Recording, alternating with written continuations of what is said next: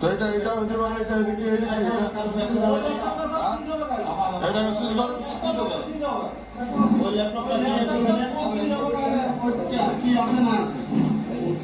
আপনারা এখানে যা অফিসের কাগজপত্র আপনার ঘরে নিয়ে যেতে পারতেন তো। আপনি এটা কতদিন করছেন? আপনি কতদিন করছেন? আমি এখন বলছি আপনি কতদিন ভিডিও জানা? এটা ভিডিও জানা? ভিডিও সব জানা তো? এটা ব্যাপারটা আমি তো ভিডিও সব জানা তো ব্যাপারটা? আপনি থাকেন আমাদের কি বলে রাজ্যে অথরিটি আপনি আপনি আপনি কোথায় নিচ্ছেন? আমি থাকেন আমি তো না, আপনি তো ছিলেন তো, আপনি ছিলেন তো, আপনাকে আমি নিজে দেখি ওখান থেকে আমার কাছ থেকে কি বলে বলেন আপনার ব্যাপারটা কি এখানে হচ্ছে? ভিডিও জানা? আপনি ভিডিও জানা? আপনি পরিস্থিতি মুখ্যমন্ত্রী শ্রী শুভেন্দু অধিকারীর বহু স্বাদের অন্নপূর্ণা ভাণ্ডার প্রকল্প আজ প্রশ্নের মুখে পড়ে গেছে। লক্ষ লক্ষ মহিলারা ফর্ম ফিল আপ করেও তাদের অ্যাকাউন্টে টাকা ঢুকছে না। এই নিয়ে মহিলাদের ভিতর প্রচণ্ড ক্ষোভের সৃষ্টি হয়েছে। গত কয়েকদিন আগে মহিলারা বিডিও অফিস ঘেরাও করে তাদের ক্ষোভ প্রকাশ করেছেন। এদিকে অঞ্চলে পঞ্চায়েত অফিসগুলিতে এবং বিডিও অফিসগুলিতে লক্ষ লক্ষ ফর্ম জমা হয়ে স্তূপীকৃত হয়ে আছে। যারা অফলাইনে আবেদন করেছেন তাদের ফর্মগুলো এভাবে পড়ে আছে। প্রথমে আবেদনের নির্দেশও স্পষ্ট ছিল না। আগে অফলাইনে আবেদনের কথা বলেও পরে অনলাইনে আবেদনের কথা বলা হয়েছে। বিজেপির কর্মীবৃন্দও ঠিকমতো জানে না, তারা মহিলাদের মিসগাইড করছে। কোথাও কোথাও বিজেপি কর্মীবৃন্দ বলেছে যে যারা লক্ষ্মীর ভাণ্ডার পেয়ে গেছেন তাদের আর নতুন করে আবেদন করতে হবে না, ফলে তারা ফর্ম ফিল আপ করেনি। এখন তাদের অ্যাকাউন্টে অন্নপূর্ণা ভাণ্ডারে টাকা ঢুকছে না। এমনও দেখা যাচ্ছে যারা হাজার হাজার মহিলা ফর্ম ফিল আপ করে দিয়েছে তাদের ঘরের মহিলারা অন্নপূর্ণা ভাণ্ডারে টাকা পাচ্ছে না। কেন এমন হচ্ছে তা ঠিক বুঝতে পারছি না। ইতিমধ্যে নানা খবর সমাজ মাধ্যমে ভেসে আসছে। বিডিও অফিসগুলিতে পার্ট টাইম কন্ট্রাকচুয়াল কর্মী নিয়োগ করে দিবারাত্র কাজ চলছে। পঞ্চায়েত অফিসগুলিতে কি হচ্ছে আমার জানা নেই। অধিকাংশ পঞ্চায়েত প্রধানরা এখন পলাতক বা পরিবর্তিত রাজনৈতিক পরিস্থিতিতে প্রধানরা পঞ্চায়েত অফিসে যাচ্ছেন না। অফিসগুলি অনাথ হয়ে পড়ে আছে। সামান্য একটা ইনকাম সার্টিফিকেটের জন্য ছাত্ররা দিনের পর দিন ঘুরছে।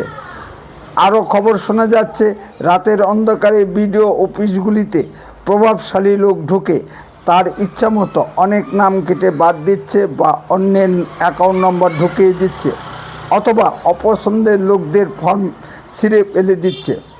এসব কাজে তৃণমূলের লোকেরা খুবই পাকা।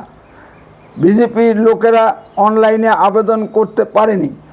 তৃণমূলের লোকেরা আগেভাগে আবেদন করে সব সুযোগ সুবিধা নিয়ে নিয়েছে।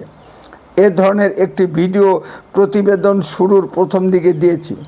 ভিডিওরা যদি এই ধরনের জালিয়াতির সঙ্গে যুক্ত হয় তবে তো পরিস্থিতি মারাত্মক আকার ধারণ করবে। সরকার তো বিডিও এইচডিও এবং ডিএমদের উপর নির্ভর করেই প্রশাসন চালায়, তাহলে তো প্রশাসনটাই কোলাপস হয়ে পড়বে। তবে এটা পরিষ্কার যে অন্নপূর্ণা ভাণ্ডার নিয়ে দুর্নীতি হচ্ছে। দুর্নীতি ছাড়া পশ্চিমবঙ্গ সরকার চলতে পারছে না। শ্রী শুভেন্দু অধিকারী দুর্নীতি মুক্ত করার জন্য হাজার চেষ্টা করলে কি হবে? নিচে বা প্রশাসনে সব দুর্নীতিবাজরা বসে আছে। সবাই চেষ্টা করছে কিভাবে দু পয়সা কামাই করা যায়। এখানে সিপিএম, তৃণমূল ও বিজেপি কেউ বাদ নেই। এমএলএ মন্ত্রীরা পর্যন্ত টাকার জন্য ঘুরে বেড়াচ্ছে। নামেই দেশ সেবা, আসল ধান্দা টাকা কামাই করা। এখানে আরএসএস, বিজেপি সবাই এক। ধান্দাবাজদের পিছনে সবাই, আরএসএসও বাদ নেই। এখনও পঞ্চায়েত ও বিডিও অফিসগুলিতে প্রতিক্রিয়াশীল চক্র ও তৃণমূলের লোকেরা বসে আছে।